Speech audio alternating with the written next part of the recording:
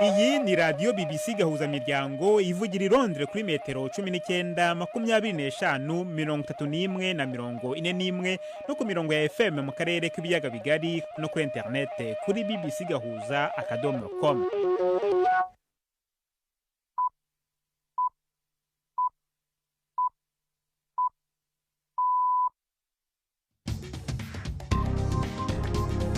Ubu ni saa 10 n'igice ku isaha mpuzamahanga ya GMT, ni saa 12 n'igice ku isaha yo mu Rwanda no mu Burundi. Muri studio muri kumwe na Jacques Niyitegeka.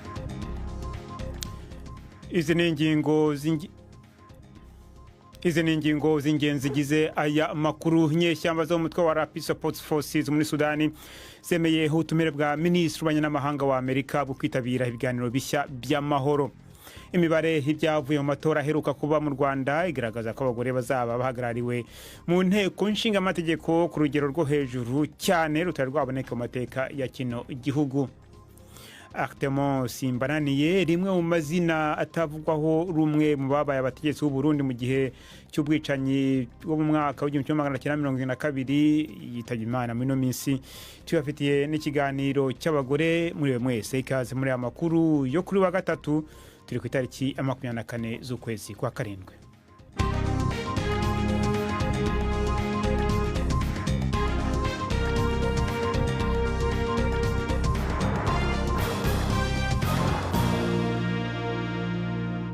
Aya makuru yose ku buryo burambuye ni mukanya. Nina Hiradukunda amaze kutugezaho muri make amakuru y'ingenzi avugwa hirya no hino ku isi.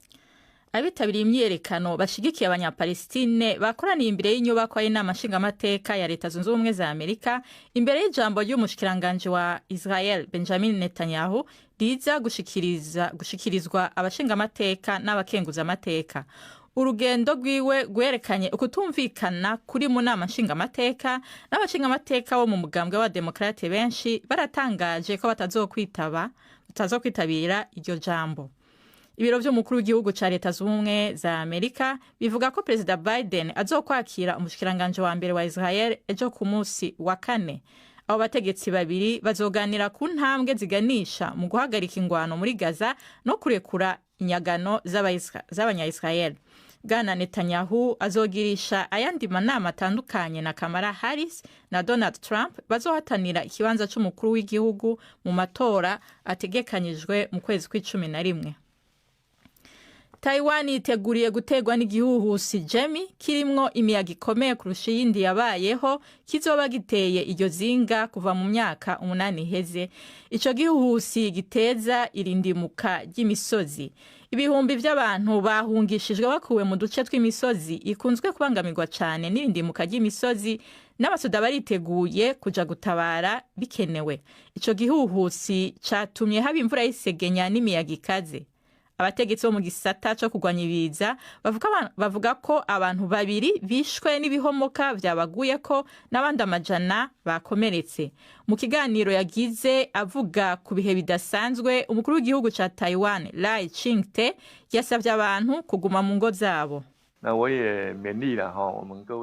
Ndahimiriza kandi abanyagihugu bagenzanje hirya no hino mu gihugu kutava mu nzu muri kino gihe c'umuyaga uvanze n'igihuhusi kiretse bikenewe, na cane kutaja mu bibanza biteye ubwoba. Muri iyo ntumbero ndizeye ko twigoro turiko turagira mu gukinga ibiza tuza kugenda neza. Ndizeye kandi ko abakozi bafise uruhara mu gukinga ibiza haba ku rwego rw'igihugu canke rw'akarere murimwo baza kwitaho ubuzima bwanyu. Ubuzima bwa mbere. Kuri iyo nkuru nyene y'ibihuhusi, abategetsi bo mu Bushinwa batanze integuza izwi nka alerte rouge canke red alert, ivuga ko iburira ryo ku rwego rwo hejuru mu duce turi kumweya wo mu manuko bushira ubuseruko bubangamiwe n'imiyaga. Ishirahamwe mpuzamakungu ONU ryagabishije ko urugero rw'inzara ku isi rukiri hejuru kandi umugambi wo kurandura kutaronka ibifungurwa bikwiye no gufungura neza utazoshikwa muri imyaka 10 iri imbere. Icegeranyo c'umwaka wo kwihaza mu bifungurwa kivuga ko hafi ibice 10% by'ababa ku isi bagizwe ko ingaruka n'inzara, mu gihe muri Afrika ibiharuro biri hejuru incuro zibiri.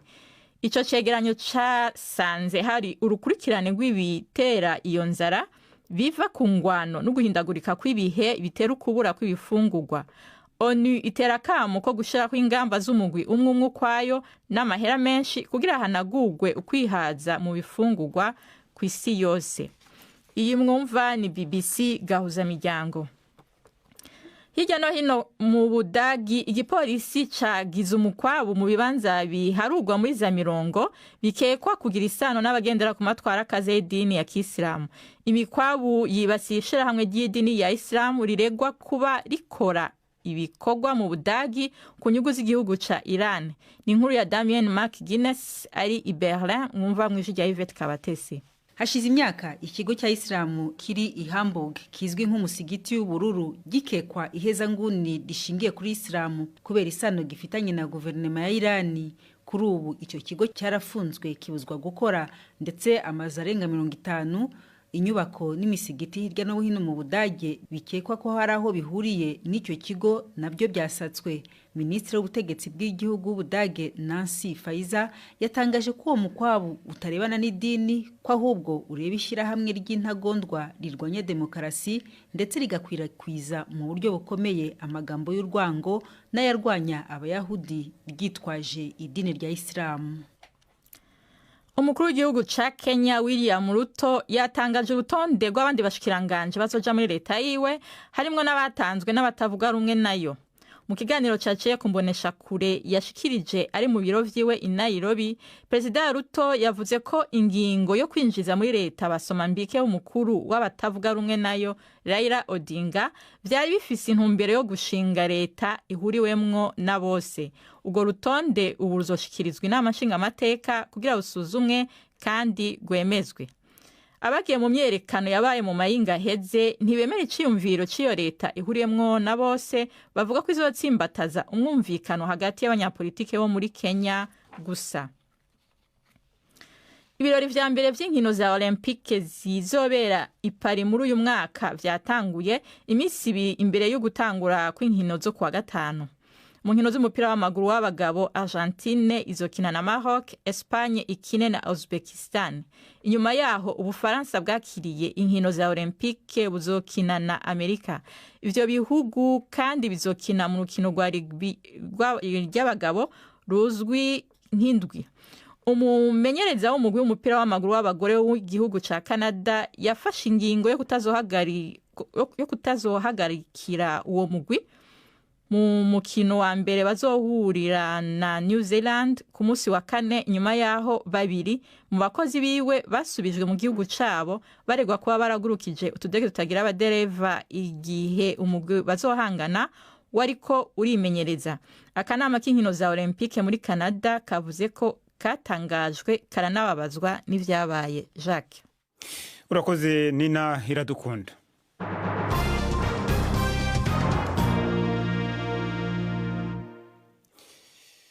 Ano makuru reka tuyahere mu gihugu cya Sudani, aho inyeshyamba zo mu mutwe wa Rapid Support Forces muri Sudani zemeye ubutumire bwa Minisitiri w'Abanyamahanga wa Leta Zunze Ubumwe za Amerika bwo kwitabira ibiganiro bishya by'amahoro. Ni ibiganiro bigamije kurangiza intambara imaze amezi 15 yogoza iki gihugu.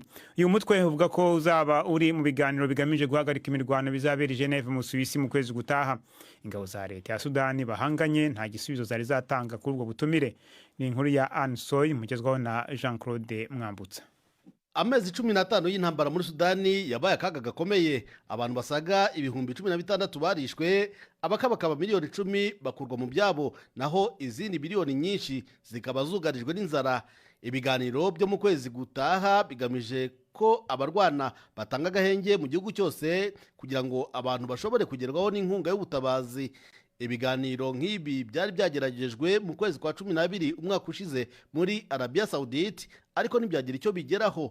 Umuhuza ariwe Leta Zunze Ubumwe za Amerika avuga ko ibi biganiro bitaziga ku bibazo bikomeye bya politiki. Ku rundi ruhande, ibiganiro biziguye biyobowe n'umuryango w'abibumbye hagati y'impande zirwana byabereye Geneve mu cyumweru gishize, byiga ku mfashanyo y'ubutabazi ndetse no kurengera abasivile. inkuru ya Anne Soye. Tuve muri Sudani tujya mu Rwanda. Imibare y'ibyavuye mu matora aheruka kuba mu Rwanda igaragaza ko abagore bazaba bahagarariwe mu nteko nshingamategeko ku rugero rwo hejuru cyane rutari rwaboneke mu mateka ya kino gihugu. Harebwe abadepite batowe mu matora rusange ndetse n'abatowe bahagarariye abagore gusa. Imibare yerekana ko abagore bazaba ari 63.8% mu gihe bari 61% mu nteko icyuye igihe. FPR n'amashyaka ane mato yayisunze nibo batsindiye intebe nyinshi kuko babonye 37 kuri 53 zatowe muri rusange. Komisiyo y'amatora ivuga ko ibyatangajwe ari ibya burundu, cyakora amabwiriza yasohoye mbere y'amatora avuga ko bizongera gutangazwa ku buryo budakuka ku itariki ya 27 za kuno kwezi. Ni inkuru ya Jean Claude Mwambutsa i Kigali. Imibare ya nyuma y'ibyavuye mu matora y'abadepite yatangajwe na komisiyo y'amatora yerekana ko ku badepite 51 ari ab'igitsina gore, bisobanuye ko bagera kuri 63.75% kazaba ari agahigo kubera ko bazaba baruta 61% bari mu nteko ishinga amategeko icyuye igihe. Kuba iyi mibare y'abagore iri hejuru birasa n'ibidatunguranye urebye uko amatora ategurwa. Ku ntonde z'abakandida, amashyaka ashishikarizwa kubahiriza uburinganire ku buryo usanga hafi ya hose umubare w'abagabo ubungana n'uw'abagore. Aba biyongeraho abandi badepite 24 batowe n'abagore kandi bakaba bagomba kuba ari ab'igitsina gore gusa. Kuri iyi nshuro aba bariyongeraho umudepite w'umugore uhagarariye ababana ubumuga ndetse n'umwe muri babiri bahagarariye urubyiruko akaba ari umugore. Muri rusange ishyaka ry'umukuru w'igihugu FPR nane mato yaryisunze nibo babonye intebe nyinshi 37 muri rusange, bakurikirwa n'amashyaka ya PSD na PR yabonye intebe 5 kuri buri shyaka. Ni mu gihe ishyaka riharanira demokarasi no kurengera ibidukikije Green Party, PES Imberakuri na PDI zabonye intebe 2 kuri buri shyaka. Abadepite 2 bahagarariye urubyiruko n'umwe uhagarariye ababana ubumuga bakaza kuzuza umubare w'abadepite 80 bagomba kuba bagize inteko yose.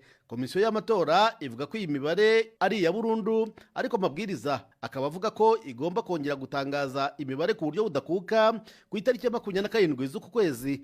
Nyuma y'itangazwa ry'abagize inteko ishinga amategeko bagomba kwitoramo uzayobora iyi nteko. Itegeko rivuga ko uyobora inteko agomba kuba akomoka mu ishyaka ritandukanye n'iry'umukuru w'igihugu. Kugeza ubu amashyaka PSD na PR niyo yakunze gusimburana ku buyobozi bw'inteko. Kugeza ubu ariko haracyategerejwe itangazwa ry'irahira rya Paul Kagame watorewe kuyobora igihugu. Uyu akaba ari nawe ugomba kwakira indahiro y'abazaba bagize inteko ishinga amategeko.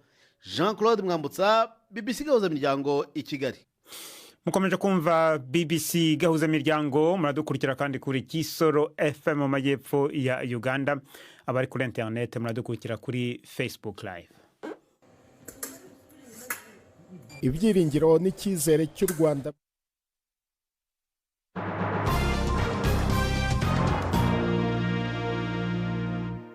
Nyuma yako karuhuko gato reka tujye mu mikino Olympique izatangira ku mugaragaro i Paris mu Faransa kuri wa gatanu. U Rwanda akaba ari kimwe mu bihugu byitabira hafi buri mikino ya Olympique iba mu buri myaka 4. Gusa ku Rwanda gwitabira imikino ya Olympique ku nshuro ya mbere mu mwaka w'1984 i Los Angeles muri Leta Zunze Ubumwe za Amerika nta mudari rwari rwegukana. Uyu mwaka i Paris mu Faransa, Rwanda ruhagarariwe n'abakinnyi 8 bazahatana mu mikino itandukanye irimo gusiganwa ku magare, kwiruka, koga ndetse n'umukino wo kurwanisha inkota uzwi nka fencing mu Cyongereza. Ese kuri inshuro amahirwe y'u Rwanda ahagaze he? Mbere yuko abo bakinnyi bava mu Rwanda, umunyamakuru wa BBC Yves Bucyana yabasuye mu myitozo bari barimo maze adutegurira inkuru ikurikira. Ibyiringiro n'icyizere cy'u Rwanda byo kwitwara neza mu marushanwa ya Olympique birashyirwa ku mukinnyi Tofah Uwihoreye ukina umukino wo kurwanisha inkota uzwi nka fencing. Nubwo ari ubwa mbere u Rwanda ruserutse muri uyu mukino mu marushanwa ya Olympique, ngo hari aho icyo cyizere gituruka. Rero experience nanjye ndayifite kuko nakinnye n'amarushanwa menshi y'isi. kuva muri 2015 nitabira amarushanwa menshi yo ku isi, abo ngabo tugiye guhura n'ubundi dusanzwe duhurira muri competition z'isi. Urumva rero ni ikiramo imbaraga, nanjye nkakosora ya makosa yose nkora, nicyo kizamfasha ko nanjye bazabona byibuza nubwo ntabatsinda, ariko nanjye nzabahereza umurimo ukomeye cyane. Umukino wa fencing cyangwa kurwanisha inkota ntumenyerewe cyane mu Rwanda, ariko uburyo Tofar yagiye azamuka mu myanya myiza kuva muri 2023 nabyo biri mu bimwongerera imbaraga zo kumva ko bishoboka. Mu marushanwa ya Afurika yitabiriye bwa mbere umwaka ushize yari ku mwanya w'107, ayarangiza ajya ku mwanya wa 14. Ubu bagiye mu mikino Olympique ari ku mwanya wa 8 ku rutonde rw'abakinnyi beza muri Afurika.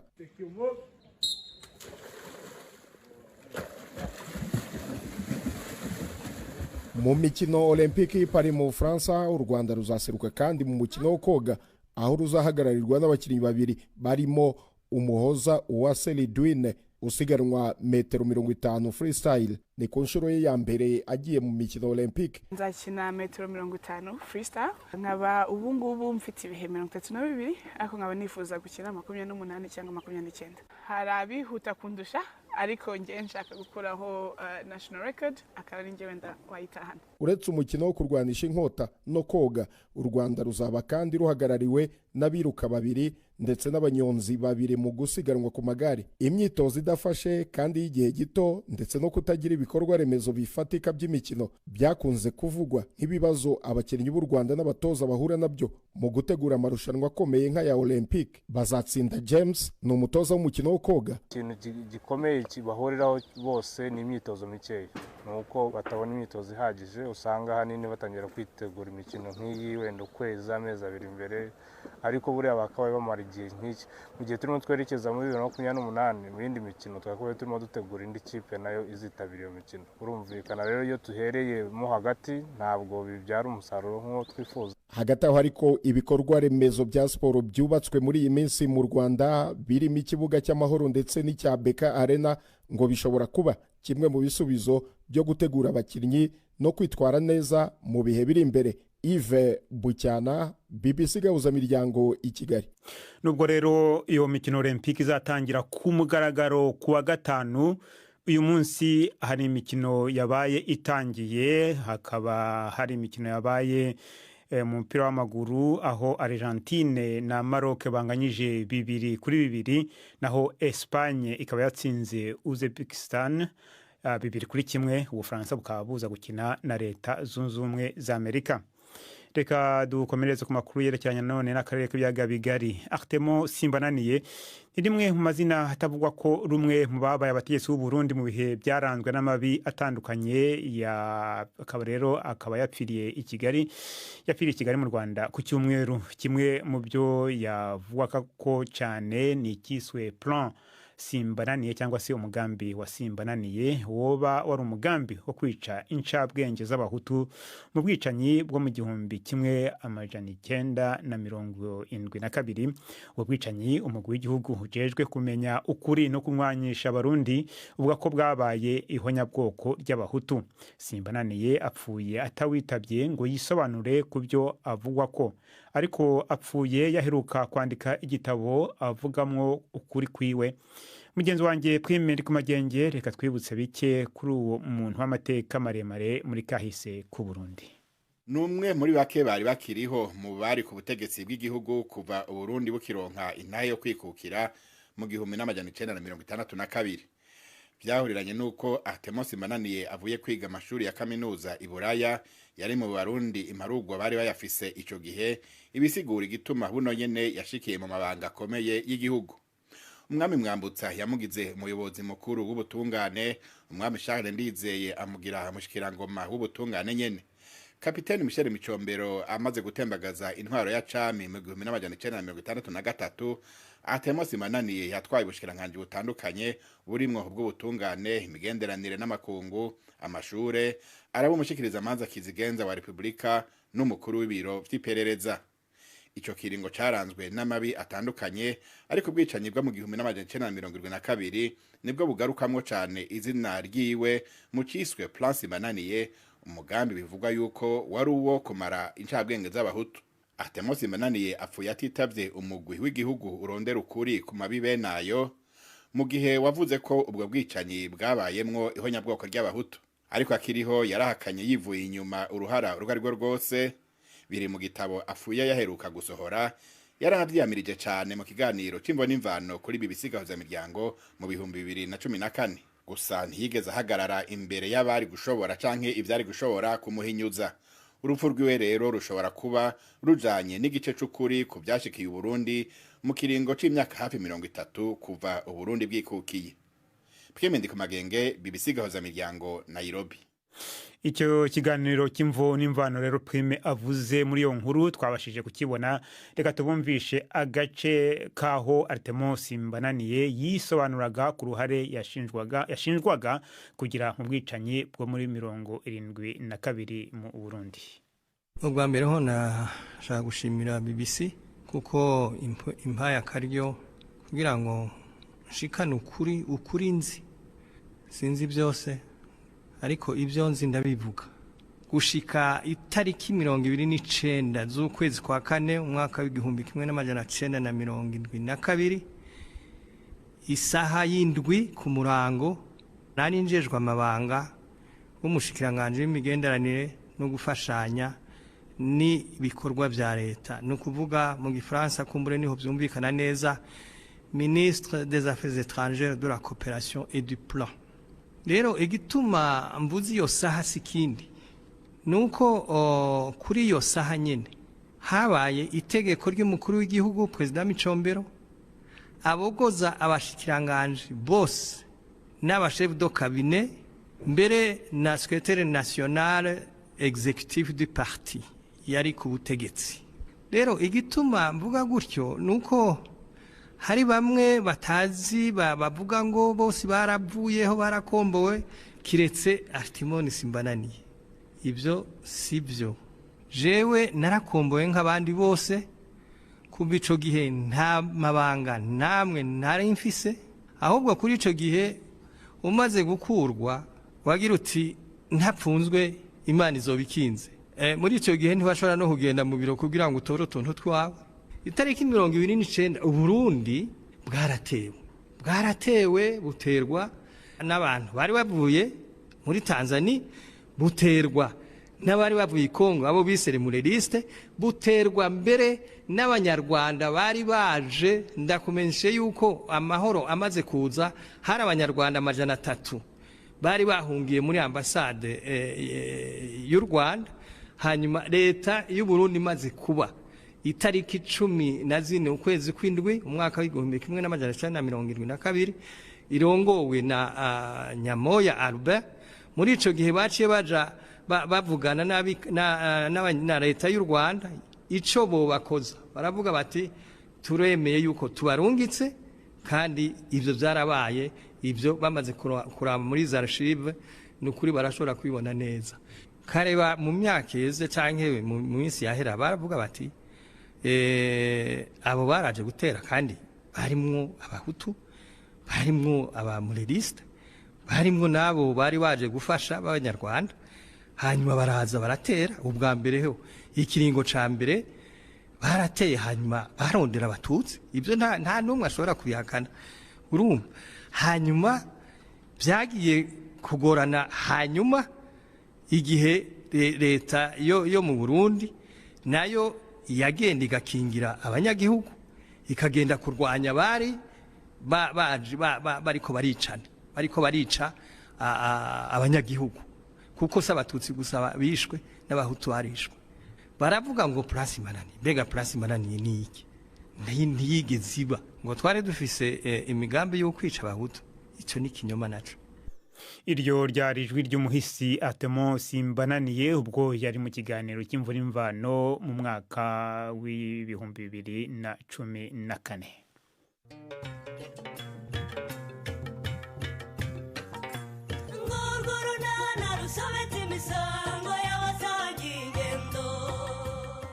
Mu kiganiro nacyo kuri wa kane twabateguriye ni ukuri yabuze gato ngo tubisikane na di.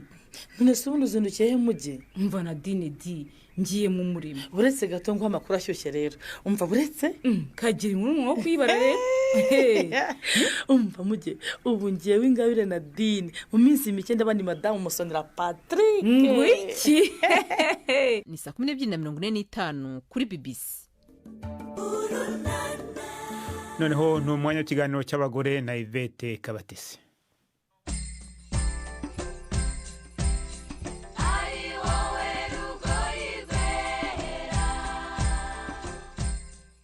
Mu 2021 ubw'icyorezo cya COVID cyari gisumbirije isi abantu batabasha kunyeganyega, Wirine Ikirezi w'imyaka 23 na bagenzi be babiri bashinze Dot Pharma, ikigo gifasha abantu kubagezaho imiti n'ibindi bikoresho by'ubuzima babasanze aho bari. Iki kigo kifashisha ikoranabuhanga ngo cyazanye ibisubizo bitandukanye nk'uko Wirine abyemeza. Usanzwe dufite urubuga .pharma.rw aho umuntu ashobora kuza akareba ibintu dufite muri stoke, akaba yahitamo icyo ashaka kugura akacyishyura tukakimugezaho. Navuga ngo abakiriya mukunze kubona cyane nabaye. Akenshi bakunda kuba ari abantu bakeneye ibikoresho by'abana, urugero ababyeyi bakibyara baba bakeneye amata y'abana cyangwa imikandara bambara mu nda kugira ngo bongere basubirane, cyangwa bijyanye n'ubuzima bw'imyororokere. Hari imiti itera imbaraga abagabo, hari udukingirizo, hari ibinini bituma umuntu adasama akimara gukora imibonano mpuzabitsina, hari amatesite ya sida yo kureba uko umuntu ahagaze. Ubuzima bw'ibanga kenshi nibwo abantu bakunda gusaba ko bashaka ko umuntu ababikira ibanga. Ariko hama rero bikorwa gute, mubigeza ku mukiriya gute? Dukoresha abamotari, we icyo abasabwa no kugeza ibintu ku muntu nabwo agomba kumaza nyine ibintu byinshi ushobora gutuma y'abantu comfortable. Ikindi ntago tujya twandika amazina kugira ngo umuntu atumva wenda ari exposed cyangwa baramumenye. Nimwe mujya kumugurira umuti hanyuma mukishyurwa gute n'uwo muntu? Twebwe dukorana ibigo bicuruza imiti, rero tukayikuraho tukageza ku umukiriya twayishyura. Natwe dufite ukuntu dukorana n'abo bantu buryo tukabana inyungu. Wiri, tuzi ko hari imiti imwe n'imwe biba ngombwa ko umuntu aba yayandikiwe na muganga. Icyo gihe bigenda gute? Imyinshi muri iyo miti hari itemewe gutanga ku mbuga. Ibyo rero FDA, ikigo gishinzwe imiti, turacyabiganiraho n'abandi banakutanga serivisi nk'izo tutanga. Rero ikizaza iyo mbogamizi yo kuba hari ibintu bimwe na bimwe tutacuruza ikavaho, ahubwo tukajya twibanda ni gute ibintu twabicuruza ariko tukirinda ko hari ubuzima bw'umurwayi bwajya mu kaga. No kuri iyo miti mwemerewe gutanga, ese nk'umurwayi yayigizeho nka allergie cyangwa se umubiri ukivumbura nka bigenda gute? Ku bw'amahirwe nabyo ikintu cyari cyaba, ariko imiti kugira ngo tuyihe umurwayi hari uwabyigiye ubifite mu nshingano ureba se koko uyu muntu tugende kuri bino bimenyetso uyu muti niwe akwiriye guhabwa. Ikindi kintu tugunda kwitaho, tuba tugomba kumenya uwo muti ni ubwa mbere agiye kuwukoresha cyangwa asanzwe awukoresha. Byaba ngombwa akatwereka nk'ifoto yari asanzwe afite kugira ngo barebe ukuntu wanganaga doze. Rero nigarukire kuri Wirine nk'umukobwa ukora uyu murimo, wabigiye muti ibi bintu. Icyambere narabyize nize healthcare management, kubungabunga ibigo bikora ibintu bijyanye n'ubuzima. Ikindi cya kabiri, umukobwa nifuzaga kwiteza imbere. Rero mbere yuko ntangira gukora muri Dot Pharma hari ibindi bintu nagenda nkora nkiri n'umunyeshuri bijyanye no gufasha abantu gutuma ubuzima bwabo bumera neza. Rero ibyo nibyo nahereyeho mpanga umurimo ku kintu nkunda kandi n'iki. Ubona abantu babyumva kuba wabakomanda cyangwa se bagura imiti mu buryo bw'ikoranabuhanga nk'uko mubigenza? Ibyo ni ibintu abantu bagenda bumva ariko gake gake ko nagahera bimenyerewe, ariko natwe dukoresha imbuga zacu twigisha abantu uburyo byatuma bakoresha igihe cyabo neza, amafaranga, kandi n'ubuzima bwabo bakabubungabunga ntibabushyire mu kaga, kuko biba biteye ikibazo kuva kwa muganga urwaye no muri izo mbaraga nke ujya kuzikoresha, ujya kuzenguruka hirya no hino ushaka ibintu runaka. Ariko niba uvuye kwa muganga ukagenda ukaruhuka, hakaba hari umuntu uraza kukugezaho ibintu byawe abagufashije gukomeza gufata neza. hanyuma se mwavuye hehe mu bijyanye n'ubukungu umugeze cyangwa se bijyanye no kubona abakiriya? 2021 nibwo twandishije business ariko twatangiye gukora amafaranga nko muri 2022 itangira. Icyo gihe nakoraga ndumwe nkora ibintu byose, ariko igihe cyagenda kigera nagiye nagura itsinda, ahubwo twisinda ry'abantu 4, abakobwa 3 n'umusore umwe. Rero niho dushojeje amakuru yacu yo kuri uyu wa gatatu. N'amakuru yarahagarariwe na Prudence Ngiyumva, ku buhanga bw'ibyuma hari Susan Lennon. Mwakoze cyane guhitamo BBC Gahuza Miryango.